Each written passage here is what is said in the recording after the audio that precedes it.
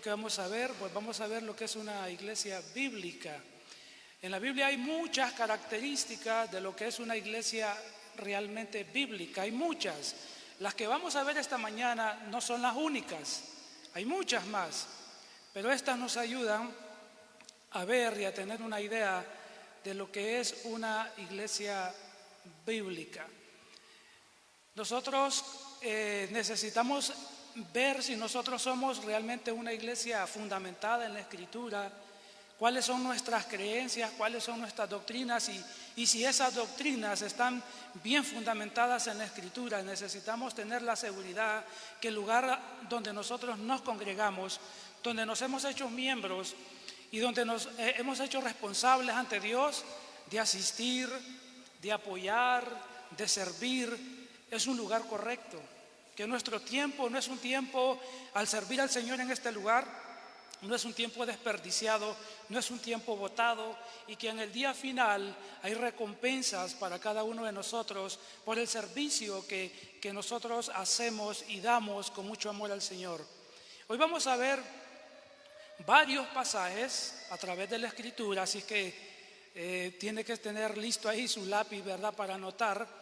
Y las referencias bíblicas aparecerán en la pantalla esta mañana para que usted también pueda tomar nota de algunas de estas citas bíblicas. Entonces, ¿qué vamos a ver esta mañana? Una iglesia bíblica. Entonces, veremos tres aspectos de una iglesia bíblica.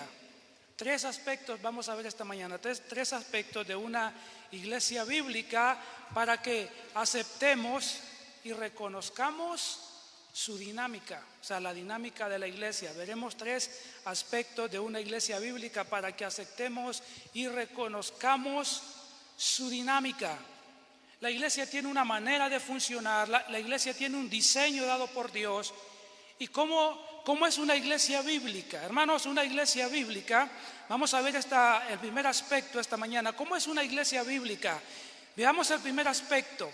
El primer aspecto es que una iglesia bíblica acepta y reconoce el diseño de Cristo para ser parte de ella. Una iglesia bíblica acepta y reconoce el diseño de Cristo para ser parte de ella. Para ser parte de la iglesia, Cristo ha diseñado la manera en la cual nosotros venimos a ser parte de la iglesia. No es a nuestra manera, no es algo inventado por el hombre. Cristo ha diseñado y ha establecido la manera por la cual una persona llega a ser parte de su cuerpo espiritual. Pero también Cristo ha diseñado la manera en cómo una persona, una vez que ha sido salva, viene a ser parte de una iglesia local. ¿Cómo es que una persona llega a ser miembro de la iglesia? Todo comienza primeramente con su salvación. Todo empieza allí.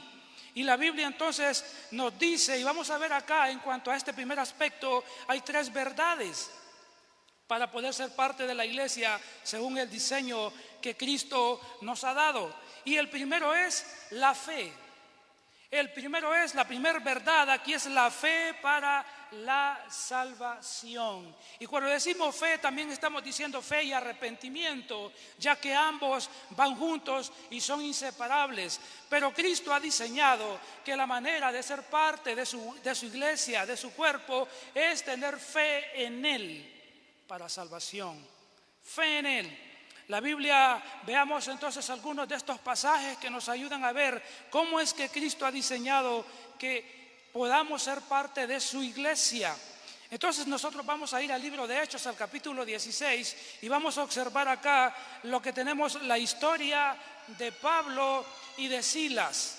Pablo y Silas estaban proclamando el evangelio, predicando el evangelio, y entonces fueron apresados y fueron entonces también encarcelados.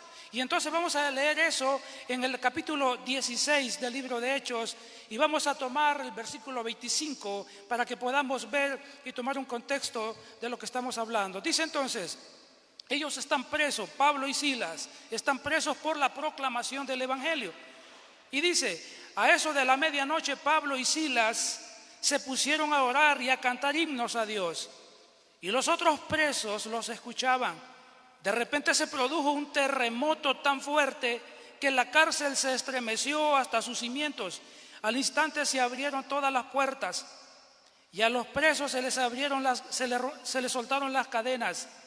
El carcelero despertó y al ver las puertas de la cárcel de par en par, sacó la espada y estuvo a punto de matarse porque pensaba que los presos se habían escapado.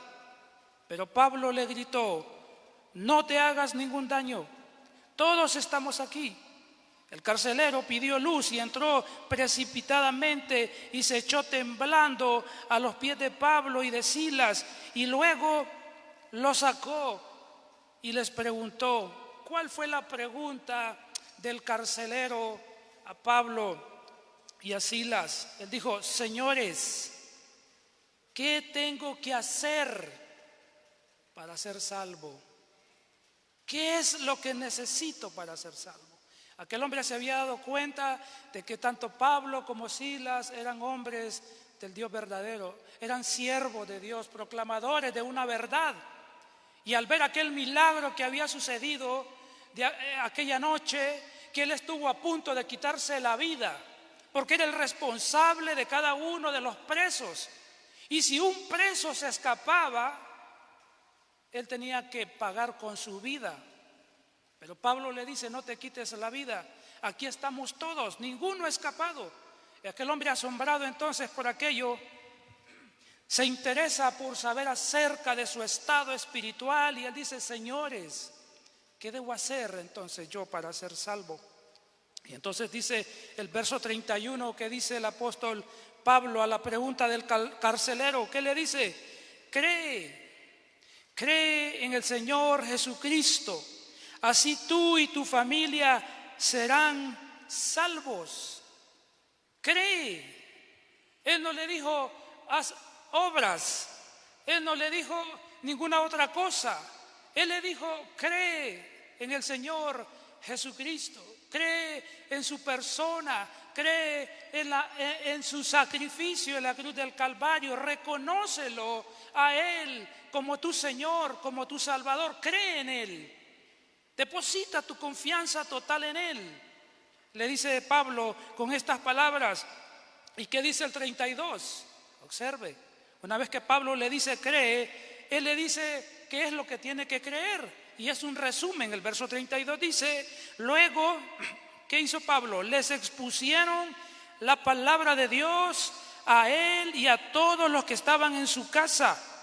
Y a esas horas de la noche el carcelero se lo llevó, le lavó las heridas y enseguida fueron bautizados él y toda su familia. 34. El carcelero lo llevó a su casa, le sirvió comida y se alegró mucho junto con toda su familia. ¿Por qué? Por haber creído en Dios. Hermanos, si hay algo que produce la salvación, es gozo. Si hay algo que produce la salvación, es alegría, es gozo constante en todo tiempo en la vida del creyente. Entonces, ¿qué es lo que Cristo establece para que una persona venga a ser parte de su iglesia? Creer en Él, creer en su persona, creer en sus enseñanzas, creer en su muerte, creer en su resurrección. Y el que crea en Él, dice la Escritura, será salvo. Así es que, ¿cómo es que usted ha venido a ser parte de la iglesia? Es porque usted, de seguro, un día escuchó el mensaje de las buenas nuevas, creyó con todo su corazón en ese mensaje de vida eterna, creyó en Jesucristo, se arrepintió de sus pecados. Y en ese momento, entonces, ¿qué sucedió? Usted vino a ser parte de la familia de Dios. ¿Queremos nosotros que las personas a nuestro alrededor sean parte de la iglesia? Proclamemos el Evangelio. La manera de ser parte de la iglesia de Dios es que las personas escuchen el mensaje de vida eterna, que lo crean en su corazón, que se arrepientan y entonces serán hechos parte de la familia de Dios. Entonces, la primera verdad que tenemos acá en el primer aspecto es que una iglesia bíblica acepta y reconoce el diseño de Cristo para ella. Y es la manera de ser parte de ella, la fe. La segunda verdad aquí es, hermanos, una vez de haber creído, el bautismo. Primero, la fe que conlleva juntamente arrepentimiento por el pecado. Segundo, una vez que la persona ha creído en Jesucristo, necesita entonces hacer lo siguiente: bautizarse. Bautizarse. Dice entonces la Escritura acerca de esto, acerca de el bautismo en agua. En Hechos capítulo 2, verso 38, vimos el caso del carcelero de Filipos y su familia. Una vez que creyeron, ellos se bautizaron. Pero veamos otra referencia al respecto. Hechos en el capítulo 2, observe en su Biblia, puede leer Hechos 2, versículo 38, ¿qué está sucediendo en Hechos capítulo 2? En el capítulo 2, todo el capítulo 2 está ocurriendo lo que es la predicación del apóstol Pedro. El Espíritu Santo se ha derramado en ese lugar, en Hechos capítulo 2, en el aposento alto, y Pedro entonces, lleno del Espíritu Santo, empieza una predicación poderosa del Evangelio. Porque para la salvación se necesita, hermanos, que las personas escuchen la proclamación del Evangelio. Sin la proclamación del Evangelio verdadero no hay salvación. Y entonces en Hechos capítulo 2, Pedro está proclamando un poderoso mensaje a todas las personas que han visto el derramamiento del Espíritu Santo en los 120 discípulos que están ahí. Y observe, está el verso 38, dice, Pedro está predicando acá a una enorme multitud en ese lugar y dice: arrepiéntanse y bautícese cada uno de ustedes en el nombre de Jesucristo para el perdón de los pecados, les contestó Pedro. Porque ellos en el verso 37 hicieron una pregunta. 37 dice: cuando todos oyeron esto, se sintieron profundamente conmovidos y le dijeron a Pedro y a los otros apóstoles: hermanos, ¿qué debemos hacer? ¿Se acuerda la misma pregunta del carcelero? ¿Qué debo hacer para ser salvo? Una vez que exponemos con claridad el mensaje de vida eterna a las personas, la respuesta de las personas que han sido convencidas va a ser: ¿qué necesito hacer para ser salvo? Y tenemos acá la misma idea. Ellos están preguntando. Entonces en el 38 él les contestó: arrepiéntanse y bautícense cada uno de ustedes en el nombre del Señor Jesucristo para el perdón de los pecados, le contestó Pedro. Y dice: y recibirán el don del Espíritu Santo. En efecto, la promesa es para ustedes, para sus hijos y para los extranjeros, es decir, para todos aquellos a quienes el Señor nuestro Dios quiera llamar. 40. Y con muchas otras razones les exhortaba insistentemente: sálvense de esta generación perversa. 41. Así pues, la conclusión de la proclamación del mensaje y de la obra del Espíritu Santo convenciendo al pecador va a ser la siguiente. Y dice: así pues, los que recibieron el mensaje fueron bautizados. Y aquel día se unieron a la iglesia unas 3,000 personas. Hermanos, los que reciban el mensaje de vida eterna, los que lo reciban, los que crean que Cristo murió, resucitó al tercer día y que vendrá nuevamente para llevar a su iglesia y castigar a los que no se arrepienten, aquellos que creen no van a resistir a bautizarse. El texto dice 41, y los que recibieron su mensaje fueron bautizados. ¿Quiénes son los que se bautizan?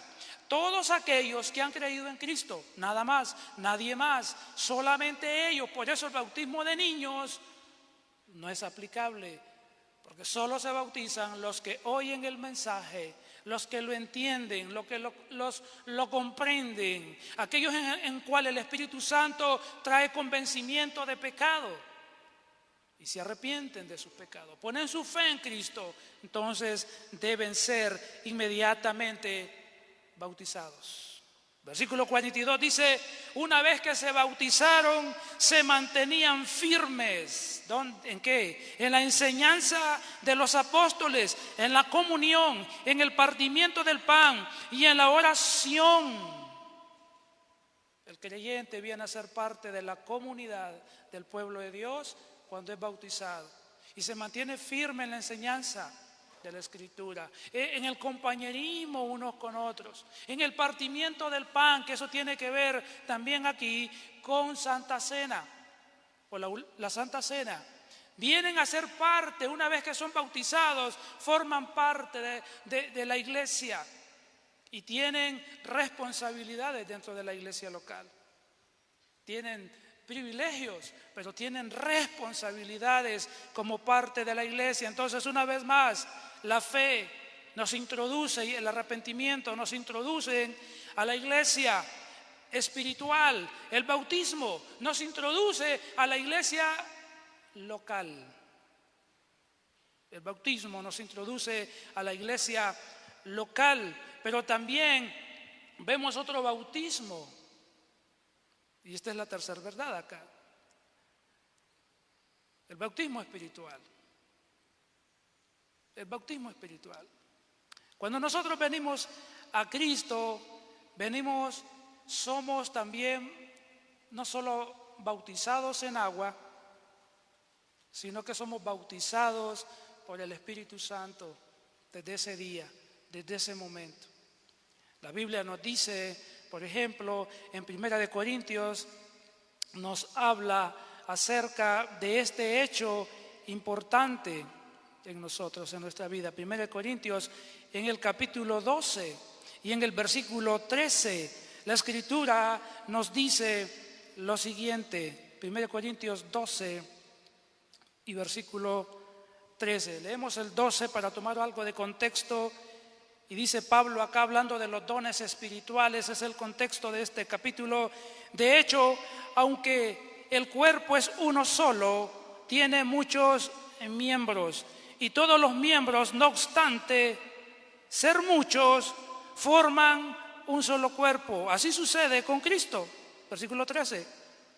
Dice, todos fuimos bautizados por un solo espíritu para constituir un solo cuerpo, ya seamos judíos o gentiles, esclavos o libres, y a todos se nos dio a beber de un mismo espíritu. Todo aquel que recibe a Cristo como su Señor y su Salvador, hermanos, recibe el Espíritu Santo en su vida. No necesita orar, Espíritu Santo, ven. No necesita orar y decir, Espíritu Santo, ven a mi vida, porque el Espíritu Santo está en su vida. Desde el primer día que usted depositó su fe en Jesucristo como Señor, como Salvador, Dios ha puesto su Espíritu Santo en cada uno de nosotros. Y observemos otro pasaje que nos habla referente a esto, y es el libro de Efesios, en el capítulo 1. Observe usted lo que dice Efesios 1:12, hablando acerca de este tema de ser parte de la iglesia.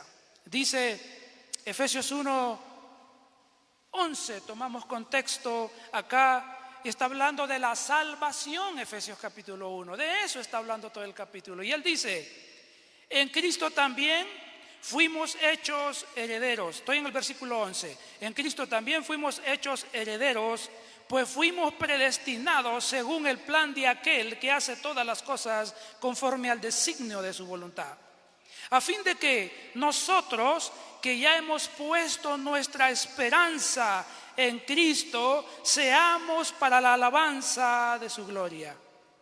En Él también ustedes, aquí está, cuando oyeron el mensaje de la verdad, el evangelio que les trajo salvación, y lo creyeron, fueron marcados con el sello que es el Espíritu Santo prometido. Este garantiza nuestra herencia hasta que llegue la redención final del pueblo adquirido por Dios para alabanza de su gloria. Hermanos, nosotros tenemos el Espíritu Santo en nuestra vida. Somos sellados, fuimos sellados para siempre con el Espíritu Santo. Y ese es el bautismo espiritual. Fuimos puestos en el cuerpo de Cristo y a todos se nos dio a beber de un mismo espíritu. Fuimos sellados con el Espíritu Santo. Y eso entonces, hermanos, nos hace parte de la iglesia. Porque ¿qué es lo que estamos viendo en esta mañana? Vamos a recordar lo que estamos viendo. Estamos diciendo que queremos considerar esta mañana 3 aspectos de una iglesia bíblica para que aceptemos y reconozcamos su dinámica. Y estamos en el primer aspecto, que es que la iglesia acepta y reconoce el diseño de Cristo para ser parte de ella. La fe para salvación, el bautismo en agua y el bautismo espiritual. Eso nos hace ser parte de la iglesia. Si alguien no ha puesto a su fe en Cristo, pues no ha sido sellado con el Espíritu Santo, tampoco ha sido bautizado en agua, por lo tanto no es parte de la iglesia en este lugar. Cristo ha diseñado la manera de ser parte de su iglesia. No es como el pastor diga, no es como a todos acá se nos ocurra, ¿verdad? No, es como Jesús ha establecido la manera de ser parte de su iglesia. Veamos el segundo aspecto. El segundo aspecto es, hermanos, acá, que una iglesia bíblica acepta y reconoce que Cristo enseñó que habrá falsos cristianos. Habrán falsos cristianos. Toda iglesia, hermano, toda, donde esté, en China, en Japón, en Estados Unidos, cualquier lugar del mundo, va a tener falsos cristianos. Va a tener falsos miembros en la lista de membresía. Van a ver. Por eso es que se tienen todos los cuidados posibles antes de hacer miembro a alguien de la iglesia local. Y aún con todos esos cuidados, hermanos, quiero decirle que habrán algunos que se infiltren y engañen al pastor y engañen a todos y parezcan ser cristianos y no lo son. Entre nosotros acá puede haber que haya falsos cristianos acá sentados esta mañana. Entonces en Mateo, el Señor Jesús, en el capítulo 13, Él dice lo siguiente, y vamos a leer qué fue lo que el Señor Jesús nos enseña en estos pasajes. Dice así, parábola de la hierba, de la mala hierba o el trigo y la cizaña. Y dice, Jesús les contó otra parábola. El reino de los cielos es como un hombre que sembró buena semilla en su campo. Pero mientras todos dormían, llegó su enemigo y sembró mala hierba entre el trigo y se fue. Cuando brotó el trigo y se formó la espiga, apareció también la mala hierba. Los siervos fueron al dueño y le dijeron, Señor, ¿no sembró usted semilla buena en su campo? Entonces, ¿de dónde salió la mala hierba? Esto es obra de un enemigo, le respondió. Y le preguntaron los siervos, ¿qué le preguntaron? ¿Quiere usted que vayamos a arrancarla? La mala hierba. ¿Quiere que vayamos y arranquemos la mala hierba? ¿Qué contestó Jesús? No, les contestó, no sea que al arrancar la mala hierba arranquen con ella, ¿a quién? Al trigo. ¿Quién es la mala hierba aquí? Los hijos del diablo, introducidos dentro del pueblo de Dios. Lo que en Reina Valera 60 dice cizaña. Acá en NBI se dice mala hierba. ¿Quién es la cizaña? Los hijos del diablo, los no creyentes introducidos dentro de la iglesia. Y el trigo representa a los hijos de Dios. Por eso Jesús dije, cuando él le dice, arrancamos la cizaña, arrancamos la mala hierba, Jesús dice, no hagan eso. Versículo 29, no sea que al arrancar la mala hierba, querer retirar a los falsos cristianos, ¿verdad? Arranquen con ella el trigo, porque se parecen. Dejen que crezcan juntos, versículo 30, hasta la cosecha. Entonces les diré a los segadores, recojan primero la mala hierba y átenla en manojos para quemarla. Después recojan el trigo y guárdenlo en mi granero. ¿Cuándo serán separados los falsos cristianos de entre los cristianos verdaderos? En el día final. Porque hay veces, hermanos, que los creyentes cuando llegan a la fe y los inconversos que están en la iglesia, muchas veces uno no sabe distinguir si el comportamiento de esta persona es porque es un creyente nuevo en la fe y todavía tiene cosas que dejar, que abandonar y está en un proceso de transformación en su vida. Y no sabemos si es eso o no sabemos si es un falso creyente metido entre nosotros. Por eso es que no podemos aplicar inmediatamente correctivos de separar a esta persona. Tendrá que ser el tiempo que lo demostrará. Y si con el tiempo esta persona, antes de que el Señor venga también, ha mostrado una vida de constante pecado por años y por años, entonces la señal es, esta persona realmente nunca nació de nuevo y necesita entonces ser separada de la membresía o de la iglesia local. En el libro también de Gálatas, observe usted esta enseñanza, Gálatas, en el capítulo 2, el apóstol Pablo está hablando ahí desde el versículo 1, tomando un poco de contexto. El apóstol Pablo sube a la iglesia de Jerusalén para dar un informe y él entonces ahí nos dice algo. ¿Qué nos dice el versículo 1? Dice, 14 años después subí de nuevo a Jerusalén, esta vez con Bernabé, llevando también a Tito.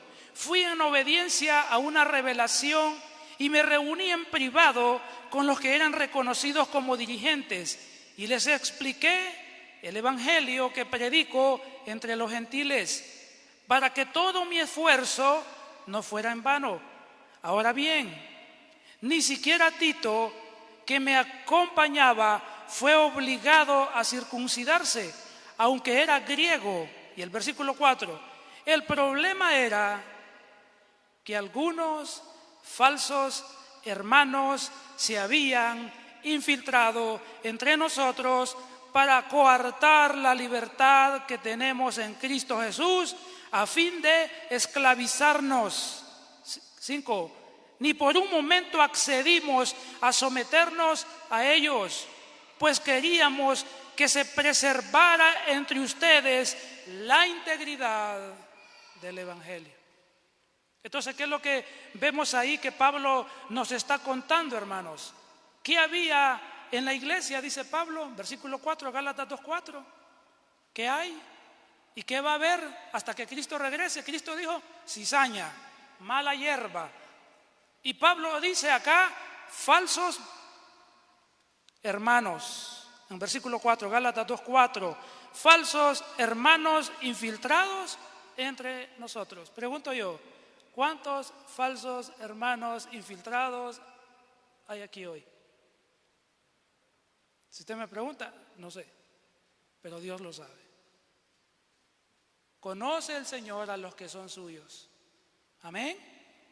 Amén. Y conoce a los que no son suyos también. Así es que en las iglesias, toda iglesia tendrá falsos cristianos infiltrados en ella.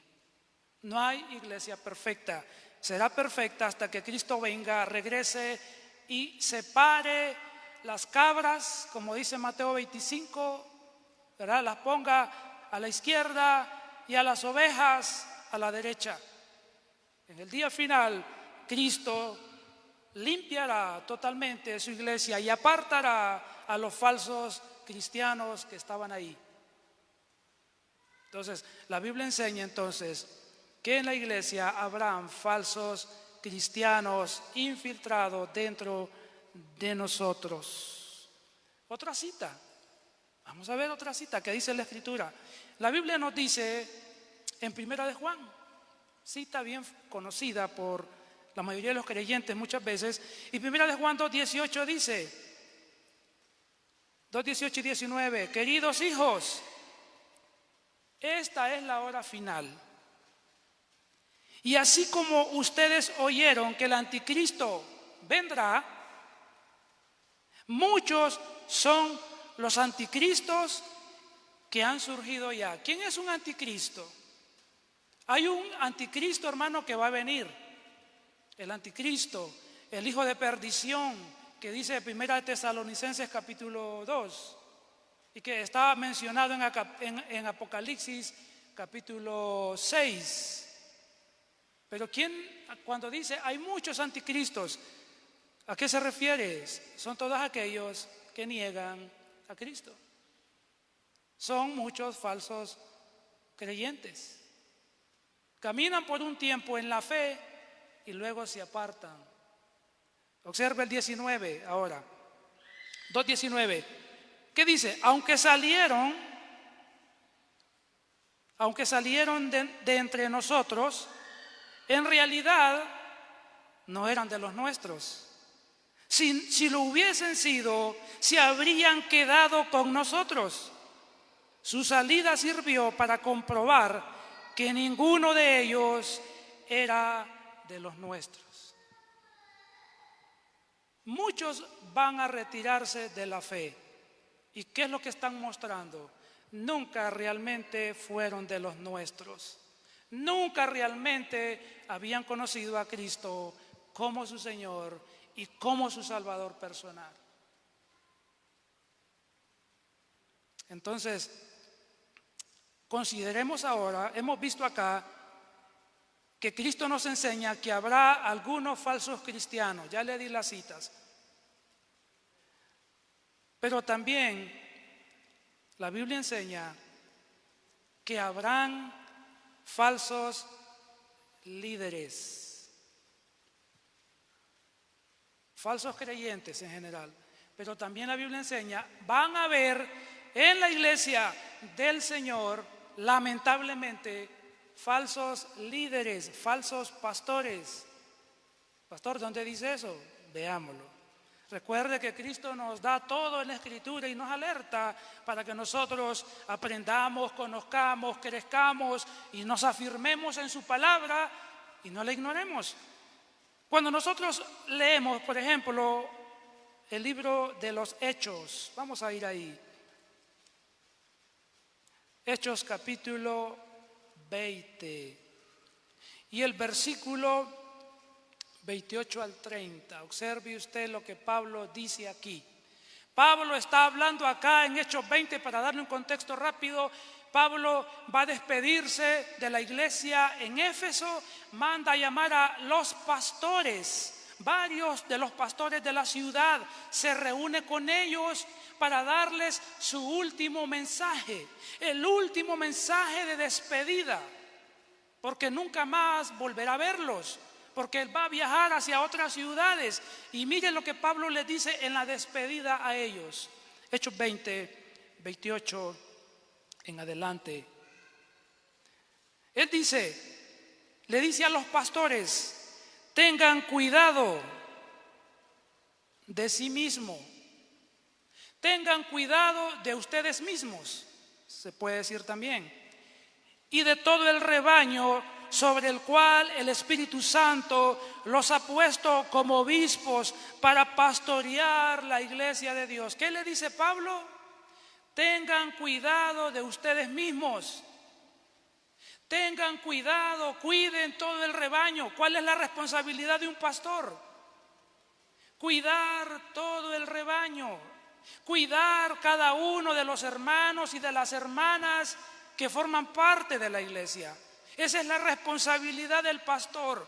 Entre más hermanos hay, entre más cristianos tiene la iglesia, hermanos, más es el trabajo pastoral. O sea que no es fácil, pero deseamos crecer. Y entonces Pablo dice, cuiden de todo el rebaño que el Espíritu Santo los ha puesto por obispos para pastorear la iglesia de Dios que Él adquirió con su propia sangre. Porque Pablo les dice, cuiden el rebaño, cuídenlo. El 29 es la explicación. ¿Por qué les dice eso? 29. Sé que después de mi partida entrarán en medio de ustedes. ¿Qué van a entrar, hermanos? Lobos feroces que procurarán acabar con el rebaño. ¿Qué va a haber, hermanos? Lobos que van a querer destruir la iglesia. Por eso Pablo le dice a los pastores acá, cuiden del rebaño. 30, aún, miren, 30, observe el 30, aún de entre ustedes mismos.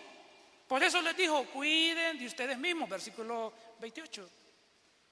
Porque el versículo 30 dice, aún de entre ustedes mismos, pastores, aún de entre ustedes mismos se levantarán algunos que enseñarán falsedades para arrastrar a los discípulos que los sigan. Hermano, van a haber falsos líderes. Pablo acá lo estaba diciendo y es algo que está vigente todavía. Tenemos que cuidarnos porque no solamente van a haber falsos cristianos entre nosotros, sino falsos líderes, falsos pastores que van a engañar al rebaño y lo van a arrastrar y lo van a hacer desviarse de la verdad. El 31, así que estén alerta, recuerden que día y noche durante 3 años no he dejado de amonestar con lágrimas a cada uno en particular. Cuiden de ustedes mismos, cuiden de todo el rebaño, porque de entre ustedes mismos, pastores, se van a levantar falsos pastores. Entonces, hermanos, hemos visto el segundo aspecto aquí, que la iglesia bíblica acepta y reconoce que Cristo enseñó que habrán falsos cristianos, falsos creyentes, falsos líderes. Esto estamos viendo esta mañana para que veamos y estemos alerta. Y vamos a ver el último. El tercer aspecto aquí ahora, hermano, es que la iglesia bíblica acepta y reconoce el diseño de Cristo para el culto, lo que estamos en esta mañana, el culto. Entonces, vamos a ver algunas verdades, no todas esta mañana por tiempo, pero vamos a ver la asistencia al culto. Cristo, hermanos, ha diseñado el funcionamiento del culto. Miren que hasta Cristo es hasta detalles de algunas cosas nos da en la Escritura. Y para que haya iglesia deben haber personas, y para que haya culto debe haber reuniones, amén. Si no, no hay culto. Estaría vacío el edificio, solo las sillas. Pero Cristo establece entonces que debe haber asistencia a las reuniones. Debe haber asistencia al culto, que es lo que usted esta mañana, por eso usted está aquí esta mañana. Y el libro de Hebreos, ¿qué nos dice al respecto en el capítulo 10 del libro de Hebreos? ¿Qué dice, hermanos? ¿Qué dice Cristo en cuanto al culto? 10, 23 al 25. Mantengámonos firme en la esperanza que profesamos, porque fiel es el que hizo la promesa. 24. Preocupémonos los unos por los otros, a fin de estimularnos al amor y a las buenas obras. 25. Dice Cristo, hermano, a través del escritor de Hebreos, no dejemos de congregarnos, como algunos o como acostumbran a hacerlo algunos, porque algunos acostumbran en la iglesia a no congregarse. Y estamos hablando que a veces no hay justificación para no hacerlo. No hay enfermedad que impida, no hay problemas de algún tipo, sino que simplemente es que hoy no quiero ir, quiero dormir más. Hoy en la mañana estoy cansado y el otro domingo no, igual tengo cosas que hacer, voy a ver si voy el otro domingo. Y llegó el otro domingo y ya agarró el hábito de no congregarse. Y la Biblia dice, no dejando de congregarnos, 25, como acostumbran a hacerlo algunos. Yo espero que usted no sea de esos algunos. Amén. Que usted se congrega regularmente o nos congregamos. Como acostumbran a hacerlo algunos, si no amémonos unos a otros con mayor razón, ahora vemos que aquel día se acerca. ¿Por qué debemos congregarnos, hermanos? Es un mandato. 2, porque aquel día se acerca. ¿Cuál día? La venida del Señor. Y debemos estarnos congregando constantemente, regularmente, porque el día del Señor está cerca. 2, al que no se congrega, lo estimulamos, como dice aquí, o sea, lo animamos para que no deje de congregarse, porque lo amamos. Y porque queremos que crezca en su fe, en su comunión, en su compañerismo con el resto de los hermanos, y porque Cristo ya viene. Y lo animamos para que esté con los que son del Señor y no con los que no son del Señor. Entonces Cristo establece en su palabra el congregarnos. Pero ¿qué también establece Cristo? La lectura, fíjese. Hermano, ¿por qué leemos la lectura todas las mañanas aquí en el culto? No sé si usted dirá, bueno, es que es una tradición. Bueno, las iglesias siempre hacen ese tipo de cosas. No. ¿Sabe por qué lo hacemos, hermano? Uno, es la palabra del Señor y debemos leerla en casa, en la iglesia. Pero, hermanos, es porque la Escritura nos da instrucciones para leer la lectura en el culto, en la reunión. El libro de Colosenses, capítulo 4, observe usted, vamos a ver, 4. El apóstol Pablo se está despidiendo de los colosenses aquí, en el final de la carta, de toda la carta. Y él les dice, observe el versículo 15, 4:15, saluden a los hermanos que están en Laodicea, como también a Ninfas y a la iglesia que se reúne en su casa. Las iglesias antes, ¿dónde se reunían, hermanos? Vamos a ver. Si usted lee el texto, tiene la respuesta. ¿Dónde se reunían las iglesias en los días apostólicos, en los inicios? ¿Dónde? Si usted lee el texto, tiene la respuesta. ¿Dónde? Correcto. O sea que si no tuviésemos edificio, se terminó la iglesia. Hermanos, bíblicamente las iglesias se reunían y hay muchos pasajes que por tiempo no se los doy hoy, se reunían en casas, no en edificios. Los hermanos prestaban y aquí los hermanos, si no tenemos edificio, van a prestar Dios la escuchó esta mañana. Hermanos, es bíblico, se reunían en sus casas. Hay un montón de referencias, no se las doy por tiempo, pero las iglesias se reunían en casa.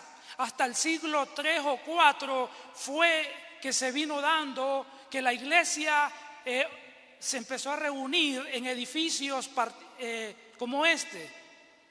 Pero al inicio los cultos se hacían en las casas de los hermanos. Ahí se reunían, alguien prestaba su casa, su patio o su sala, y los hermanos llegaban ahí y se hacía el culto. No tenían edificios. Hermanos, si hoy hubiese persecución y no nos pudiésemos reunir porque andan de cacería, cazando cristianos para meterlos presos o matarlos, ¿dónde nos reuniríamos? Si no podemos acá porque nos agarran, ¿dónde lo haríamos? Ya no hay casa, ¿verdad? Ya ratos dijeron, en las casas, ¿verdad? ¿Dónde lo haríamos? La iglesia del Señor no puede ser destruida, hermanos. Porque si usted está dispuesto y ama al Señor, usted va a decir, aquí hay un patio, en mi casa, vénganse, que aquí lo hacemos. Amén. Muy bien, entonces la iglesia se reunía en casa. Entonces dice el verso 16, Colosenses 4:16, una vez que se haya leído a ustedes, ¿el qué? Esta carta. ¿Cuál carta? Colosenses. Que se lea también, ¿dónde? En la iglesia de Laodicea, y ustedes lean la carta dirigida a esa iglesia. ¿Por qué hacemos lecturas en la iglesia? Porque la iglesia primitiva leía en sus cultos las cartas como lectura. Por eso es que alguien se para acá, el hermano Omar nos ayuda mucho, el hermano Josué lo hizo esta mañana, a veces vengo y me paro yo, y en la mañana hacemos la lectura bíblica, porque era una práctica desde los días que inició la iglesia en el libro de Hechos en adelante. Por eso mantenemos la práctica de la lectura bíblica, y es algo que hay que hacerlo con reverencia, porque es la palabra del Señor en el culto. ¿Qué más? ¿Qué más nos dice acerca del culto? Ya terminamos, hermanos, esta mañana. ¿Qué más? La oración, congregarnos, lectura bíblica y ahora también la oración. La Biblia nos dice al respecto, 1 Timoteo 2:8, quiero que observes lo que nos dice ahí el Señor en 1 Timoteo, capítulo 2, 8. 1 Timoteo está escrita para el orden en la iglesia, cómo debe de desarrollarse el culto. Fíjese que 1 Timoteo tiene esa intención. ¿Y qué dice? En el versículo 8, 1 Timoteo 2:8. Quiero pues que en todas partes los hombres levanten las manos al cielo con pureza de corazón, sin enojos ni contiendas. ¿A qué se está refiriendo 1 Timoteo 2:8?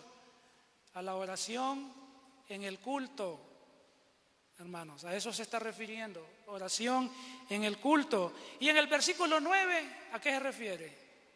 Cómo las mujeres deben vestirse en todo tiempo y para venir al culto. Se lo voy a leer porque tiene que ver con la iglesia, 1 Timoteo. ¿Cómo funciona la iglesia? Su culto, su vida diaria. 2:9. En cambio, las mujeres, quiero que ellas se vistan decorosamente, con modestia y recato, sin peinados ostentosos, ni oro, ni perlas, ni vestidos costosos, que se adornen más bien con buenas obras, como corresponde a mujeres que profesan servir a Dios. Y eso tiene que ver en el culto. Repito, en el culto, pero también para la vida de todos los días. Entonces nos vamos a quedar ahí esta mañana. ¿Qué hemos visto esta mañana? Hemos visto, hermanos, 3 aspectos de una iglesia bíblica para que aceptemos y reconozcamos su dinámica. El primer aspecto que vimos fue el diseño de Cristo para ser parte de ella. El segundo aspecto que vimos fue que Cristo enseñó que habrá algunos falsos cristianos. Y el tercer aspecto es el diseño de Cristo para el culto. ¿Queremos ser una iglesia bíblica?